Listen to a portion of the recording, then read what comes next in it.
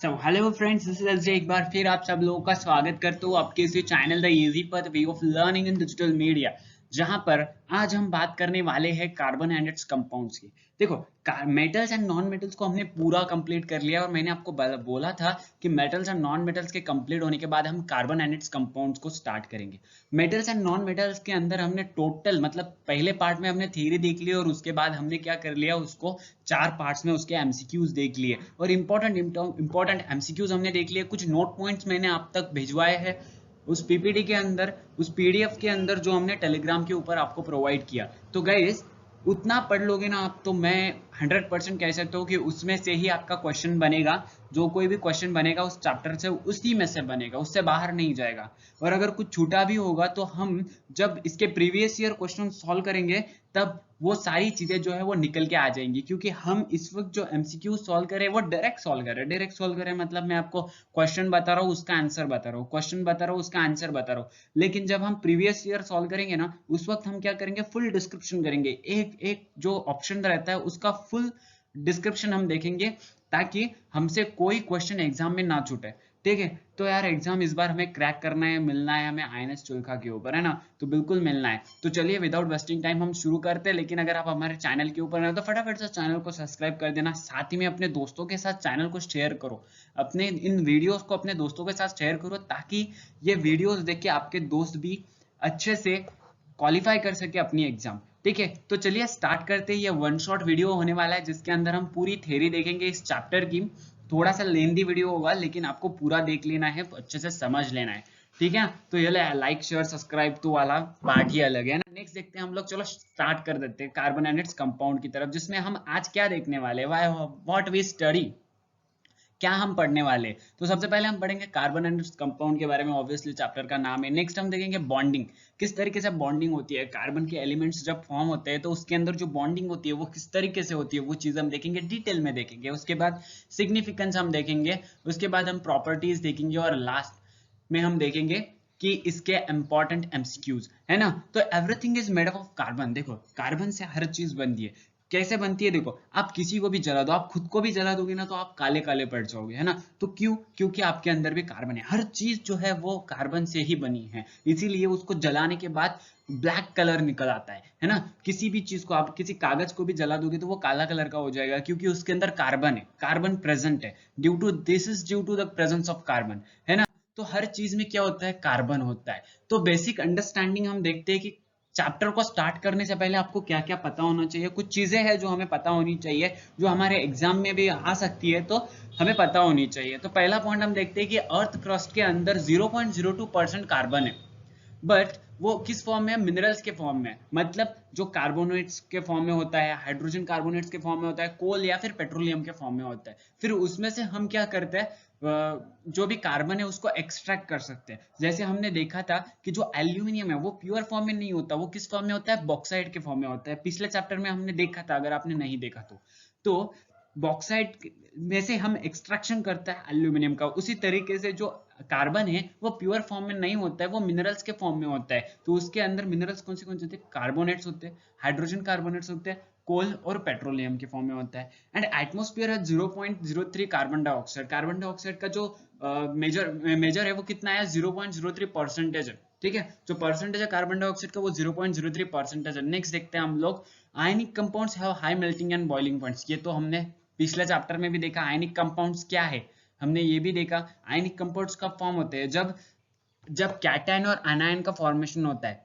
ठीक है, जब कैटायन और एनायन का फॉर्मेशन होता है तब आयनिक कंपाउंड्स फॉर्म होते हैं, और उनका मेल्टिंग पॉइंट कैसा होता है, हाई होता है। बॉइलिंग पॉइंट कैसा होता है, हाई होता है ना। तो वो इलेक्ट्रिसिटी को कंडक्ट करता है, ठीक है, मॉल्टन स्टेट के अंदर। तो ये चीज एक आपको यहाँ पर याद रखनी है। Boiling and melting points of the कार्बनिक compounds have low melting points and boiling points. देखो, आयनिक कंपाउंड को जब हम कंपेयर करते हैं ना कार्बन कंपाउंड्स के साथ में, तो उसका जो मेल्टिंग पॉइंट और बॉइलिंग पॉइंट है वो लो होता है। देखो, ये जो बेसिक बेसिक चीजें, इसमें कुछ समझाने वाली चीज है नहीं, इसलिए हम इसको फास्ट में ले रहे हैं।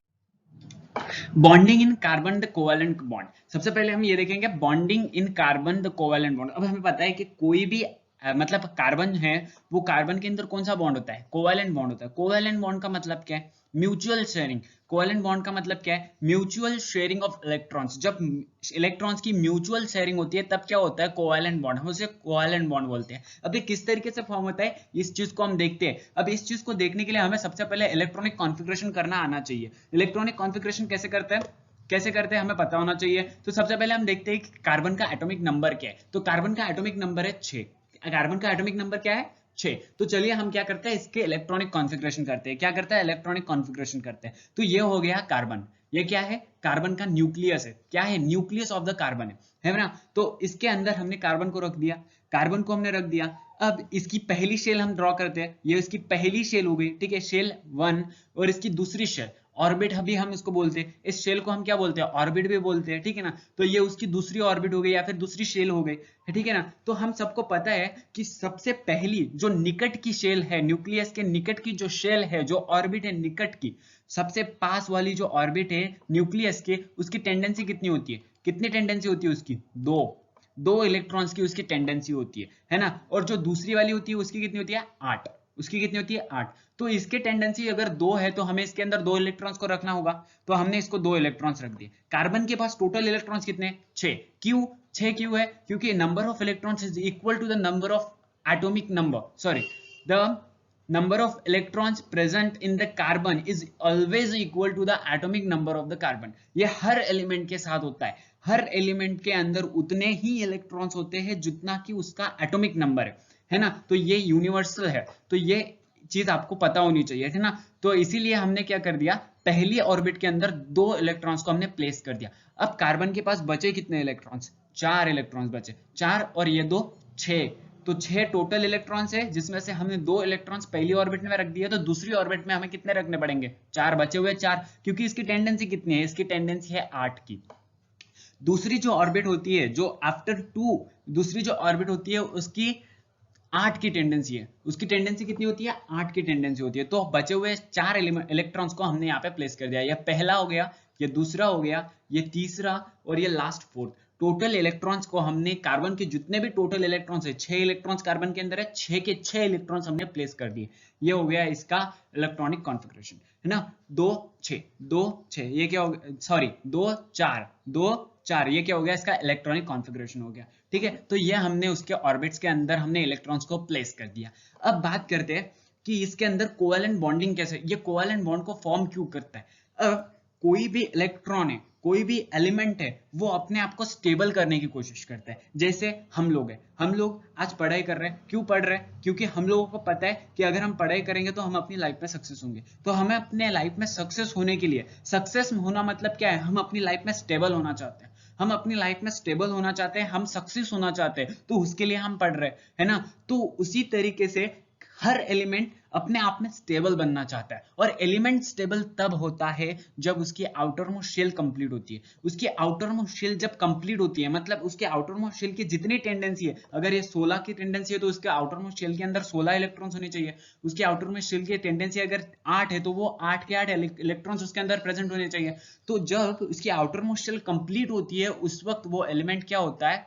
स्टेबल होता है। तो हर एलिमेंट अपने आप को स्टेबल करने की कोशिश करता है। अब किसी भी एलिमेंट के पास 2 तरीके होते हैं अपनी आउटर मोस्ट शेल को कंप्लीट करने के लिए, अगर उसकी आउटर मोस्ट शेल कंप्लीट नहीं है। ऐसे कौन से एलिमेंट्स है?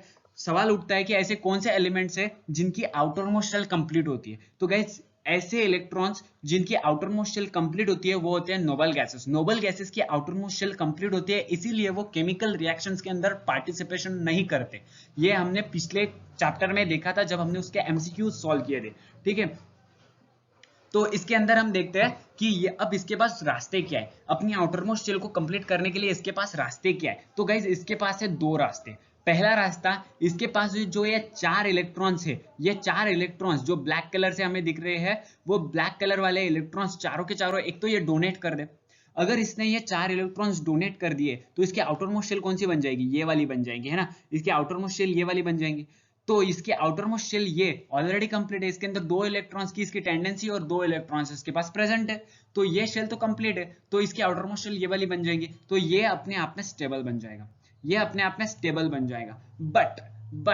बट ये जो इलेक्ट्रॉन्स है ये डोनेट नहीं कर सकता। क्यों नहीं कर सकता? क्योंकि ये न्यूक्लियस के पास में है, ये न्यूक्लियस के पास में है। न्यूक्लियस के पास में होने की वजह से दिक्कत ये होगी कि ये इसके अंदर फोर्स ऑफ अट्रैक्शन बहुत ही ज्यादा होगा, इसके अंदर का जो फोर्स ऑफ अट्रैक्शन है वो बहुत ही ज्यादा है, इसलिए ये अपने इलेक्ट्रॉन्स को डोनेट नहीं कर सकता, अपने इलेक्ट्रॉन्स को ये डोनेट नहीं कर सकता, मतलब ये पॉजिटिवली कैटायन फॉर्म नहीं कर सकता। ये बहुत मुश्किल है, ये कर सकता है लेकिन ये बहुत मुश्किल है टू फॉर्म करना, तो इसीलिए ये अपने इलेक्ट्रॉन्स को दे नहीं सकता। अब पहला ऑप्शन तो इसका कट गया, ये इलेक्ट्रॉन्स अपने दे नहीं सकता, तो इसके पास बचा क्या, दूसरा ऑप्शन। दूसरा ऑप्शन क्या है, दूसरा ऑप्शन ये किसी से इलेक्ट्रॉन्स उधार ले ले। किसी से इलेक्ट्रॉन्स उधार लेने के लिए इसको किसी और किसी और एलिमेंट से इसको क्या करना पड़ेगा, इलेक्ट्रॉन्स लेने पड़ेंगे, तो इसने किसी और इलेक्ट्रॉन से ये 4 इलेक्ट्रॉन्स ले लिया, ठीक है, ये पहला, यहाँ पे इसने दूसरा ले लिया, यहाँ पे इसने तीसरा ले लिया और यहाँ पर उसने चौथा ले लिया, ठीक है। तो इसके आउटर मोस्ट शेल में टोटल कितने एलिमेंट्स प्रेजेंट है, अभी 8 है, ये पहला, ये दूसरा, ये तीसरा, ये चौथा, ये पांचवा, ये 6 नंबर का, ये 7 और ये 8 नंबर का, टोटल 8 इलेक्ट्रॉन्स है। बट ऐसा भी नहीं होता, ऐसा क्यों नहीं होता, क्योंकि इसके पास प्रोटॉन कितने, इसके पास 6 प्रोटॉन है, ठीक है, इसके पास 6 प्रोटॉन है। अब इलेक्ट्रॉन कितने, इलेक्ट्रॉन तो टोटल 10 हो गए भाई, 10 हो गए, ये आउटर मोस्ट के 8, ये आउटर मोस्ट के 8 और ये बीच में वाले 2, तो टोटल कितने हो गए, 10 इलेक्ट्रॉन्स हो गए। तो 10 इलेक्ट्रॉन्स को ये 6 प्रोटॉन जो है इसका न्यूक्लियस कंट्रोल नहीं कर सकता, इसका न्यूक्लियस कंट्रोल नहीं कर सकता, इसी वजह से ये किसी से इलेक्ट्रॉन ले भी नहीं सकता। तो ये किसी से इलेक्ट्रॉन ले नहीं सकता, किसी को इलेक्ट्रॉन दे नहीं सकता, इसी वजह से ये क्या करता है, शेयरिंग करता है, म्यूचुअल शेयरिंग करता है। वो किस तरीके से करता है वो हम देखते हैं। अब यहाँ पे जो चीज मैंने अभी आपको एक्सप्लेन किया वही चीज यहाँ पर लिखी हुई है, it could gain 4 electrons forming a C+ anion. जब वो इलेक्ट्रॉन किसी से लेगा तो वो अनाइन फॉर्म होगा, तो वो पॉसिबल नहीं है, क्योंकि it would be difficult for the nucleus with 6 proton to hold 10 electrons. 10 electron को होल्ड करना उस 6 प्रोटॉन्स के लिए डिफिकल्ट हो जाएगा, इसीलिए वो किसी से इलेक्ट्रॉन ले नहीं सकता। और दूसरी चीज, वो किसी को इलेक्ट्रॉन दे नहीं सकता, क्योंकि it require high amount of energy to remove high energy to remove 4 electrons leaving behind a carbon cation, ठीक है। तो इसको अपने जो 4 इलेक्ट्रॉन है उसको रिमूव करने के लिए बहुत ज्यादा एनर्जी की जरूरत पड़ेगी, इसी वजह से क्या होगा, ये किसी को इलेक्ट्रॉन दे नहीं सकता, किसी से इलेक्ट्रॉन ले नहीं सकता। तो ये करेगा क्या, ये क्या करेगा, तो गाइस ये क्या करेगा, ये म्यूचुअल शेयरिंग करेगा। मैं अब म्यूचुअल, तो चलिए फ्रेंड्स हम समझते हैं कोवेलेंट बॉन्ड को और अच्छे तरीके से, है ना। तो ये हमने एक रिंग बना लिया जो क्या है, कार्बन की शेल है ना, यहाँ पे क्या है, कार्बन है। अब ये कार्बन क्या करेगा, अपने जैसे और 4 एलिमेंट्स के साथ, इसको कितने इलेक्ट्रॉन्स की जरूरत है, इसको 4 इलेक्ट्रॉन्स की जरूरत है ना, 4 इलेक्ट्रॉन्स की जरूरत है। तो हमने क्या कर दिया, इसको 4 हाइड्रोजन दे दिए। अब 4 हाइड्रोजन हमने क्यों दिए, एक हाइड्रोजन के पास एक इलेक्ट्रॉन होता है, एक हाइड्रोजन के पास एक इलेक्ट्रॉन होता है, कार्बन को ऐसे 4 इलेक्ट्रॉन की जरूरत है, तो 4 इलेक्ट्रॉन को लेने के लिए इसको 4 हाइड्रोजन की जरूरत पड़ेगी। तो इसके साथ क्या करेंगे, 4 हाइड्रोजन जो है वो क्या करेंगे, इसके साथ रिएक्ट करने की कोशिश कर दी। हमने क्या किया, 4 हाइड्रोजन इसको दे दिए, 4 हाइड्रोजन दे दिया, मतलब एक हाइड्रोजन के पास एक इलेक्ट्रॉन, तो पहले हाइड्रोजन के पास एक इलेक्ट्रॉन, पहले हाइड्रोजन के पास, इसके पास एक इलेक्ट्रॉन, इसके पास एक इलेक्ट्रॉन, इसके पास एक इलेक्ट्रॉन, इसके पास एक इलेक्ट्रॉन, टोटल 4 इलेक्ट्रॉन हमने कार्बन को दे दिए। अब कार्बन क्या करेगा, उनके साथ शेयरिंग करेगा, देखो इस तरीके से ये क्या करेंगे, रिएक्ट करेंगे। अब ये रिएक्ट करेंगे तो अपना कुछ पार्ट ये क्या करेंगे, शेयर करेंगे कार्बन के साथ, अपना जो इलेक्ट्रॉन है ये इनके साथ क्या करेंगे, शेयरिंग करेंगे। इस तरीके से ये क्या कर रहे हैं, म्यूचुअल शेयरिंग कर रहे हैं, ये वाला हाइड्रोजन म्यूचुअल शेयरिंग कर रहा है, ये वाला हाइड्रोजन म्यूचुअल शेयरिंग कर रहा है, ये कर रहा है और ये कर रहा है, ये क्या कर रहे हैं, म्यूचुअल शेयरिंग कर रहे हैं। This is a type of mutual sharing. अब यहाँ पर हम समझ रहे हैं कि क्या हाइड्रोजन कितने हैं, यहाँ पे सबसे पहले हम देखते हैं कार्बन कितने, तो यहाँ पर एक कार्बन है ना, एक कार्बन है। हाइड्रोजन कितने, टोटल 4 हाइड्रोजन है, तो हमने एक कार्बन और 4 हाइड्रोजन को मिला दिया, तो ये दोनों मिलकर क्या बना रहे हैं, एक नया कंपाउंड बना रहे हैं, जिसका मॉलिक्यूलर फॉर्मूला है CH4। CH4 का मतलब क्या होता है, CH4 को हम क्या कहते हैं, CH4 को हम कहते हैं methane. Yes, this is a formation of methane. ये क्या है, मीथेन की फॉर्मेशन है, जिसमें एक कार्बन और 4 हाइड्रोजन एक दूसरे के साथ क्या कर रहे हैं, म्यूचुअल शेयरिंग कर रहे हैं, और उसी म्यूचुअल शेयरिंग को कहते हैं कोवैलेंट बॉन्ड। वही क्या होता है, कोवैलेंट बॉन्ड होता है। This type of mutual sharing is called as covalent bond. Okay, तो नेक्स्ट देखते हैं हम लोग, मीथेन। अब मीथेन का फॉर्मेशन हमने देख लिया, जिस तरीके से मीथेन है उसी तरीके से इथेन होता है, प्रोपेन होता है, ब्यूटेन होता है, पेंटेन होता है, हेक्सेन होता है, हेप्टेन होता है।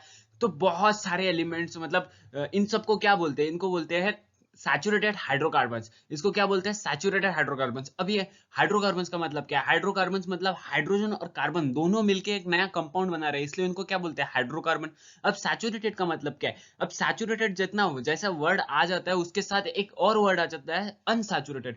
सैचुरेटेड और अनसैचुरेटेड दोनों वर्ड्स क्या है, तो इसके बारे में हम समझने की कोशिश करेंगे नेक्स्ट स्लाइड के ऊपर। लेकिन उससे पहले मैं आपको बता दूं, ये थोड़ा थोड़ा इंपॉर्टेंट है, तो आप इसको एक बार पढ़ लेना।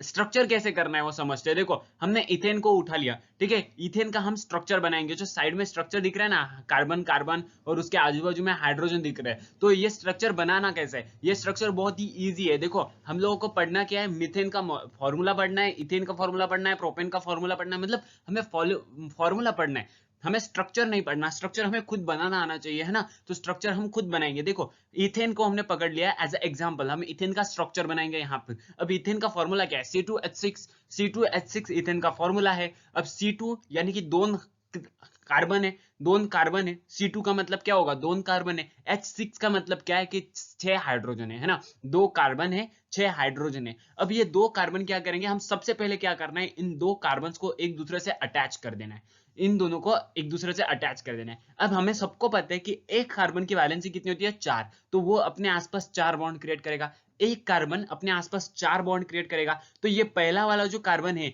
ये पहला वाला जो कार्बन है, ये वाला, ये कार्बन क्या करेगा, अपने आसपास 4 बॉन्ड क्रिएट करेगा। देखो, ये पहला बॉन्ड, ये दूसरा बॉन्ड, ये तीसरा बॉन्ड, और चौथा तो उसने ऑलरेडी कार्बन के साथ बनाया हुआ है, तो उसके 4 बॉन्ड क्लियर हो गए।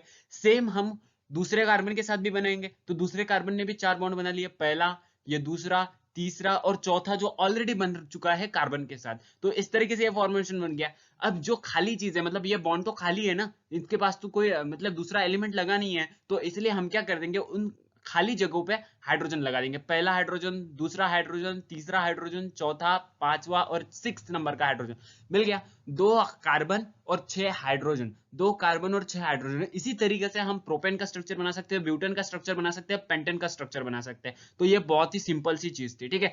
नेक्स्ट हम देखते हैं कुछ और एलिमेंट्स है, जैसे ब्यूटेन है, पेंटेन है, हेक्सेन है, इन सबको आपको एक तरीके से पढ़ लेना है। नेक्स्ट देखते हैं हम लोग, carbon has unique ability to form a bonds with other atoms. देखो, कार्बन के जो मतलब इसकी एक अलग ही प्रॉपर्टी है, इसकी एक अलग ही प्रॉपर्टी है कि वो म्यूचुअल शेयरिंग कर सकता है, म्यूचुअल शेयरिंग करके कई सारे फॉर्म्स बना सकता है। और उसी प्रॉपर्टी को हम क्या बोलते हैं, कैटानेशन बोलते हैं, उसको क्या बोलते हैं, कैटानेशन। ये हमने प्रीवियस चैप्टर में भी देखा था। दिस कंपाउंड्स में लॉन्ग चेन, देखो अब वो कंपाउंड जो वो फॉर्म करता है, जैसे उसने मीथेन फॉर्म किया, इथेन, ब्यूटेन फॉर्म किया, काफी सारे कंपाउंड्स वो फॉर्म करता है। तो इन कंपाउंड्स में कभी कभी ब्रांच हो जाते हैं, कभी कभी अनब्रांच हो जाते हैं। मतलब ब्रांच मतलब वो अलग ही ब्रांच बनाते हैं, ठीक है ना, वो अलग अलग ब्रांच बनाते हैं। अब ब्रांच कभी लिंक होते हैं, कभी मतलब रिंग लाइक स्ट्रक्चर में अरेंज होते हैं। जैसे हमारा बेंजीन हो गया, बेंजीन एक रिंग स्ट्रक्चर है ना, तो कभी डबल बॉन्ड होता है, कभी सिंगल बॉन्ड होता है। तो अब ये सिंगल बॉन्ड और डबल बॉन्ड, इन सबको भी डिवाइड करना बहुत जरूरी है, क्योंकि हमारी अंडरस्टैंडिंग के लिए उनको डिवाइड करना जरूरी है।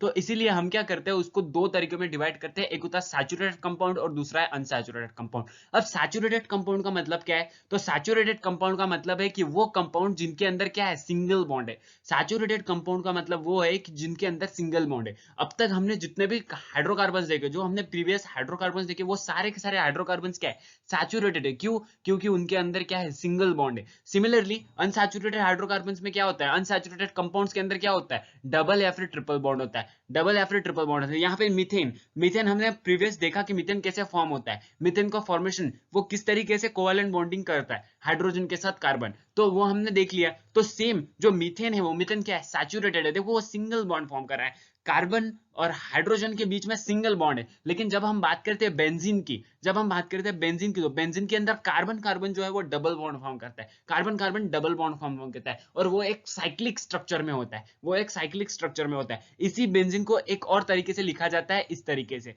रिंग स्ट्रक्चर में उसको लिखा जाता है ना। तो ये एक तरीका है बेंजीन को लिखने का, ठीक है। तो बेंजीन क्या है, अनसैचुरेटेड है। क्यों, क्योंकि उसके अंदर डबल बॉन्ड है। सैचुरेटेड कंपाउंड कौन से, जो भी हमारे हाइड्रोकार्बन है वो सारे के सारे क्या है, सैचुरेटेड है, जिनके अंदर सिंगल बॉन्ड है। अनसैचुरेटेड मतलब जिनके अंदर डबल है, ट्रिपल बॉन्ड है। डबल बॉन्ड भी हो सकता है, ट्रिपल बॉन्ड भी हो सकता है। नेक्स्ट देखते हैं हम लोग, allotropes of carbon. Allotropes of carbon सबसे पहले हम देखते हैं कि डायमंड कैसा स्ट्रक्चर है। तो डायमंड ये आपके पढ़ने वाली चीजें, ये ज्यादा चीजें मतलब एक्सप्लेन करने वाली है नहीं, तो इसमें मतलब समझने वाला तो कुछ है नहीं, इसीलिए आप इसको अच्छे से पढ़ लेना, ठीक है। In diamond each carbon atom is bonded on 4 atom. देखो एक डायमंड के अंदर देखो एक हाइड्रोजन क्या है, देखो यहाँ पर एक है, ये पहला है, ये अपने 4 एलिमेंट्स के साथ, ये इसके साथ भी डिनोट है, इसके साथ भी उसने बॉन्ड बनाया, इसके साथ भी उसने बॉन्ड बनाया, इसके साथ भी उसने बॉन्ड बनाया, और इसके साथ भी उसने बॉन्ड बनाया। मतलब वो अपने नेबरिंग के 4 एलिमेंट्स के साथ वो क्या करता है, बॉन्डिंग करता है, और वो 3 डायमेंशनल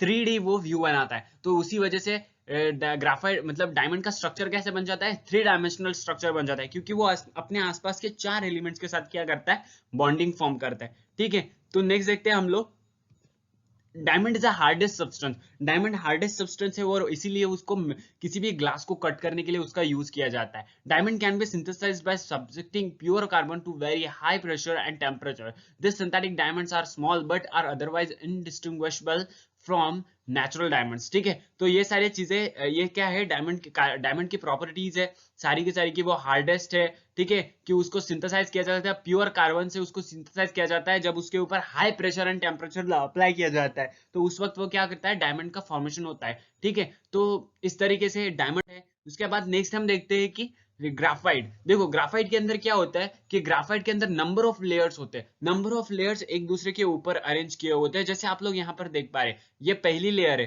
ठीक है, ये क्या है, ये इतनी पहली लेयर है, और ये ऊपर वाली जो है ये ऐसी दूसरी लेयर है, ये दूसरी लेयर है। तो ये जो लेयर्स है, ये लेयर्स एक दूसरे के ऊपर अरेंज की हुई होती है। जिस तरीके से diamond each carbon atom is bonded 3 other carbon, 3 other carbon के साथ वो बॉन्ड किया हुआ होता है, उसने 3 अदर कार्बन के साथ उसने क्या किया होता है, बॉन्ड बनाया होता है, जिस तरीके से वो हेक्सागोनल एरे का स्ट्रक्चर फॉर्म करता है। तो डायमंड का स्ट्रक्चर हमने 3D देखा, और ग्राफाइट का स्ट्रक्चर कैसे होता है, हेक्सागोनल एरे का होता है, ठीक है। तो इसके अंदर डबल बॉन्ड भी पाया जाता है, इसलिए कार्बन की वैलेंसी जो है वो सेटिस्फाई हो जाती है, डबल बॉन्ड्स की वजह से उसकी वैलेंसी जो है वो सेटिस्फाई हो जाती है। नेक्स्ट हम देखते हैं, graphite structure is form by the hexagonal array being placed in layers of one number. काफी सारी लेयर्स जो है वो एक दूसरे के ऊपर रखी हुई होती है, जिस तरीके से वो हेक्सागोनल एरे की तरफ वो अपना स्ट्रक्चर फॉर्म करता है। Graphite is a smooth and slippery, smooth होता है वो, स्लीपरी होता है, हमने पहले ही बताया। एंड और ग्राफाइट क्या, गुड कंडक्टर ऑफ इलेक्ट्रिसिटी भी होता है। Graphite is a good conductor of electricity, जो अब हमने पहले ही चैप्टर में इसका मतलब मेटल्स और नॉन मेटल्स में ही हमने इसका डिस्कशन कर लिया था। नेक्स्ट हम देखते हैं फुलरेंस। नेक्स्ट क्या है, फुलरेंस। फुलरेंस का स्ट्रक्चर जो है वो एक फुटबॉल की तरह होता है, इसका स्ट्रक्चर फुटबॉल की तरह होता है, और ये C60 इसका फॉर्मूला है ना। Fullerenes form other class of carbon allotrope, the first one to be identified was C60 which has carbon atoms arranged in the shape of football। Football का इस तरह इसका स्ट्रक्चर होता है। since this look like a geometric dome design by the US architect Buckminster Fuller. देखो Buckminster Fuller जो है उन्होंने ये बनाया था, उन्होंने इसका स्ट्रक्चर फाउंड आउट किया था। तो इसका स्ट्रक्चर जो है फुटबॉल की तरह होता है, और C60 सबसे पहले इसको फाइंड आउट किया गया था। हमने एलोट्रोप्स ऑफ कार्बन देख लिया, मतलब एलोट्रोप का मीनिंग क्या है, एलोट्रोप का मीनिंग ये है कि कार्बन जो है वो अपने कई तरीके के फॉर्म्स में मतलब एग्जिस्ट करता है, वो अपने कई तरीके से फॉर्म्स बना सकता है, मतलब अपने कई फॉर्म्स वो बना सकता है, इसलिए उसको क्या बोलते हैं हम, उन फॉर्म्स को हम क्या बोलते हैं, एलोट्रोप्स बोलते हैं। तो ये हमने 3 एलोट्रोप्स यहाँ पर देख लिए इंपॉर्टेंट वाले, डायमंड, उसके बाद ग्राफाइट, और इसके बाद फुलरेन। तो इसके ऊपर आपको क्वेश्चन पूछा जाता है, तो ये थोड़ा सा इंपॉर्टेंट बन जाता है। तो गाइस ये कुछ चीजें हैं, ये फंक्शनल ग्रुप का टेबल है, ये एक चीज है जो आपको पढ़ना चाहिए। इसके ऊपर आपको क्वेश्चन तो नहीं पूछा जाता, लेकिन जब केमिकल रिएक्शंस की बात आती है तो इसके ऊपर क्वेश्चन देखा जाते हैं, क्योंकि केमिकल रिएक्शन सारे ही सारे केमिकल रिएक्शन हम बोल सकते हैं इसके ऊपर मतलब इसके ऊपर डिपेंडेंट है। इसके बाद गाइस अगर हम बात करें तो इस चैप्टर के अंदर की, तो इस चैप्टर के अंदर सिर्फ एक पार्ट जो है वो छूट चुका है, और वो है नॉमेनक्लेचर। अब नॉमेनक्लेचर हमने क्यों छोड़ा, क्योंकि गाइस देखो जब हम बात करते हैं यहाँ पर अल्कोहल की, या फिर अल्डिहाइड की, कीटोन की, या फिर कार्बोक्सिलिक एसिड की, तो हर इसमें मतलब रूल्स जो है नॉमेनक्लेचर के वो सेम है। अल्कोहल की बात करें तो अल्कोहल में भी नॉमेनक्लेचर की जो रूल्स है वो सेम है, अल्डिहाइड में भी सेम है, कीटोन में भी सेम है, और कार्बोक्सिलिक एसिड में भी सेम है। इसीलिए हमने क्या सोचा कि हम आपको एक अलग वीडियो में नॉमेनक्लेचर सिखाएंगे। वैसे तो नॉमेनक्लेचर के ऊपर कभी क्वेश्चन पाया नहीं गया है, लेकिन एक आध बार आ भी जाता है, तो इसीलिए हम क्या करेंगे, एक और वीडियो बनाएंगे जिसके अंदर हम नॉमेनक्लेचर सीख जाएंगे, alcohol, aldehyde, ketone, carboxylic acid सभी का, क्योंकि उसके अंदर हमें सबसे पहले सफिक्स, प्रीफिक्स ये सारी चीजें सीखना पड़ता है। तो कम से कम टाइम में इसको समझना पॉसिबल नहीं है, एक ही वीडियो में इसको समझना पॉसिबल नहीं है, इसीलिए इसको अलग वीडियो में हम समझेंगे बहुत ही अच्छी तरीके से, ठीक है। तो बस गाइस आज के लिए इतना ही था। आई होप कि आप लोगों को ये समझ में आ गया होगा। अगर आपको वीडियो अच्छा लगा हो तो वीडियो को लाइक कर देना, चैनल के ऊपर अगर आप नए हो तो चैनल को सब्सक्राइब कर देना, साथ ही में गाइस बेल आइकन के ऊपर हिट कर देना और अपने दोस्तों के साथ भी इसको शेयर करना। थैंक्स फॉर वॉचिंग गाइस, मिलेंगे नेक्स्ट वीडियो में इसके एमसीक्यूज के साथ और नॉमेनक्लेचर के एक वीडियो के साथ। तब तक के लिए जय हिंद।